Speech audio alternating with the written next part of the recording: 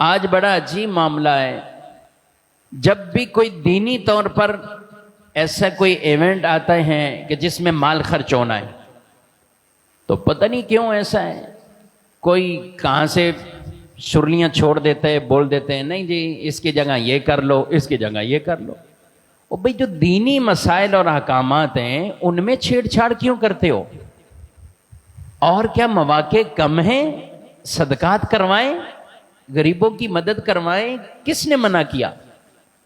لیکن جب دینی کوئی ایونٹ آ جائے تو اب اس وقت یہ کہنا شروع کرنا کہ اس میں خرچ نہ کرو، اس کی جگہ یوں کر لو، اس میں اتنا خرچ نہ کرو، اس کی جگہ یوں کر لو۔ پھر اس طرح کی باتیں شروع ہو جاتی اور لوگوں کو قربانی سے ہی روکا جاتا ہے، ایک طرح قربانی سے ہی روکا جاتا ہے کہ قربانی ہی نہ کرو۔ قربانی کی محبت اپنے دلوں میں بٹھائیے۔ میرے آقا صلی اللہ تعالی علیہ وسلم تو جو ہر سال قربانی فرمایا کرتے تھے، پھر یہ حضور علیہ السلام کی خصوصیت ہے کہ ایک قربانی آپ پوری امت کی طرف سے فرما دیا کرتے تھے، ایک قربانی امت سے بھی کر دے۔ آج امتی کو طاقت ہے، نبی صلی اللہ علیہ وسلم کے نام پہ کریں، آپ بھی کریں حضور علیہ السلام کے نام پہ۔ تو قربانی ہو یا حج ہو، اب دیکھیں ایک خاص طبقہ ہوتا ہے جو خاص ایشوز پر لوگوں کو بدزن کر رہا ہوتا ہے اور دینی معاملات سے بدزن کر رہا ہوتا ہے۔ اچھا، جو دین سے پہلے سے اتنے متعلق ہوتے ہیں ان کو اثر نہیں پڑتا، لیکن نوجوان بچیوں کو، ایسی نسلوں کو، ہاں یار یہ بات صحیح ہے، لاجیکل صحیح ہے، یہ ہونا چاہیے۔ اچھا، آج آپ یہ مانیں، کل کو آپ کے یہ حج بھی مائنس کرا دیں گے، آپ کے مسجد مدرسے بنانا بھی مائنس کرا دیں گے، آپ کے یہ تو خاص کام ہی اسی پر کر رہے ہیں کہ مسلمانوں کو دینی چیزوں سے کسی طرح دور کر دیا جائے، کیونکہ یہ کام عام مسلمانوں کے خرچ سے ہوتے ہیں۔ یہ کوئی خاص طور پر کہیں سے فنڈ آ گیا یا کوئی سرکاری طور پر ایسا نہیں ہوتا۔ مساجدیں سب ہیں تو مساجد کون چلاتے ہیں؟ عام مسلمان چلاتے ہیں، انہی کے تعاون سے مسجدیں بنتی ہیں، انہی کے تعاون سے مسجدیں چل رہی ہیں۔ تو جب انہی کے دلوں میں ڈالا جائے گا کہ مسجدیں مائنس کر دو، انہی کے دلوں میں ڈالا جائے کہ یہ کام مائنس کر دو، انہی کے دلوں میں ڈالا جائے حج یہ مائنس کر دو، انہی کے دلوں میں ڈالا جائے قربانیاں مائنس کر دو، تو پھر آپ نے اپنا پیسہ خرچ کہاں کرنا ہے وہ آپ بتا دیجیے گا۔ تو اس لیے ان باتوں میں کبھی بھی نہیں آنا چاہیے جو آپ کو اللہ کی راہ میں خرچ کرنے، اور جہاں اللہ اور اس کے رسول کا حکم ہے۔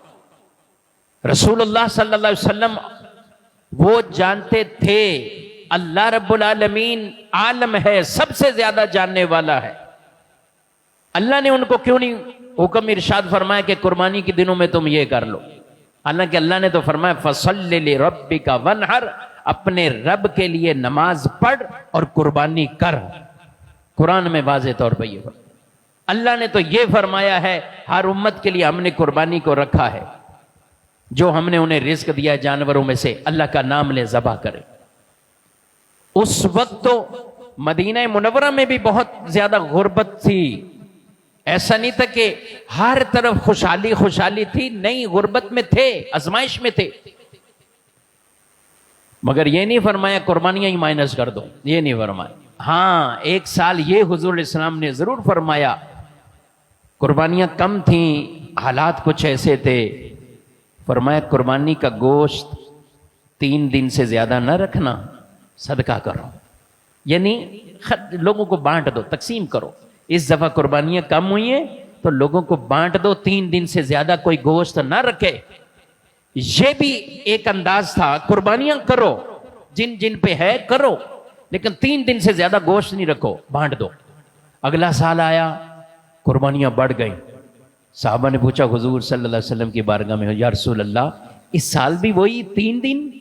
فرمایا نہیں، اب رکھ لو، تم اب جتنا چاہو، غریبوں میں بانٹنا ہے تو بانٹو، رشتہ داروں میں دو، جدھر بھی دینا ہے، خود رکھنا چاہو تو رکھ لو، جتنا عرصہ رکھنا چاہو تو رکھ لو۔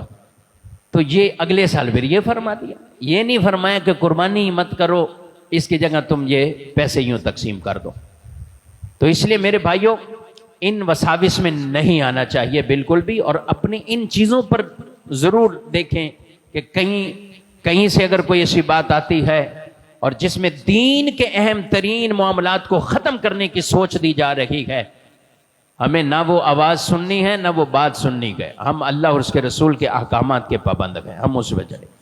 تو اس لیے قربانیاں خوش دلی سے کرنے کی پہلے سے تیاری ہونی چاہیے، ہر ایک تیاری میں رہے، جن پر بطور خاص قربانی لازم بنتی ہے۔